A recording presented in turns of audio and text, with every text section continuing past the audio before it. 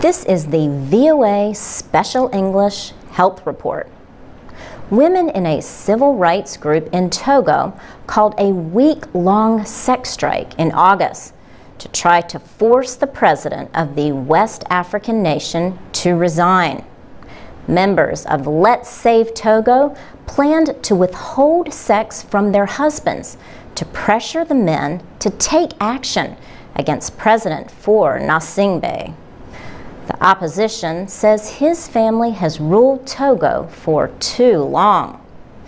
He became president in 2005, shortly after the death of his father, who had held power for 38 years.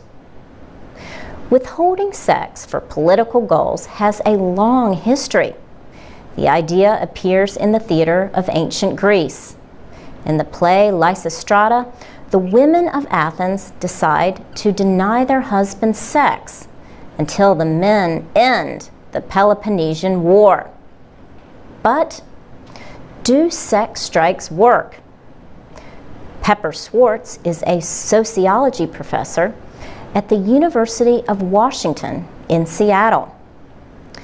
She says the idea is good for making news headlines, but it takes a lot of work. She says the sex strike is a good way to make a point for a few days. But she says that it probably will not work over a long period of time.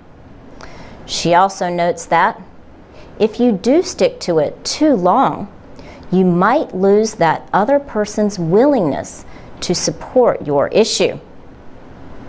But pro-democracy activists in Togo say a sex strike during the civil war in Liberia gave them cause for hope.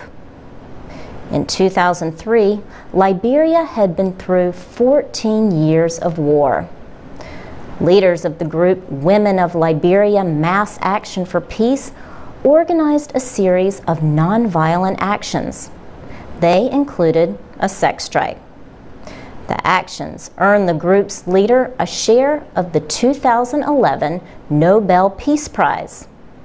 Lamin Bowie shared the prize with two other women, including Liberian President Ellen Johnson Sirleaf. She became Africa's first democratically elected female president in 2006. The third winner was Tawakkol Karman, a women's rights activist in Yemen.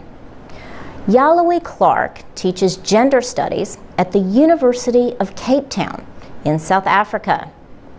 She says that the women in Togo can inspire other women in Africa, just like the Mass Action for Peace in Liberia did. But sociology professor Pepper Schwartz says women need to hold real power in order for something like a sex strike to work. They only work in proportion to the amount of power women have in a society, she says.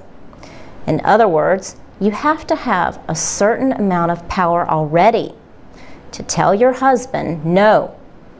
She says this depends on having a society where men respect the opinions and wishes of women. For VOA Learning English, I'm Laurel Bowman.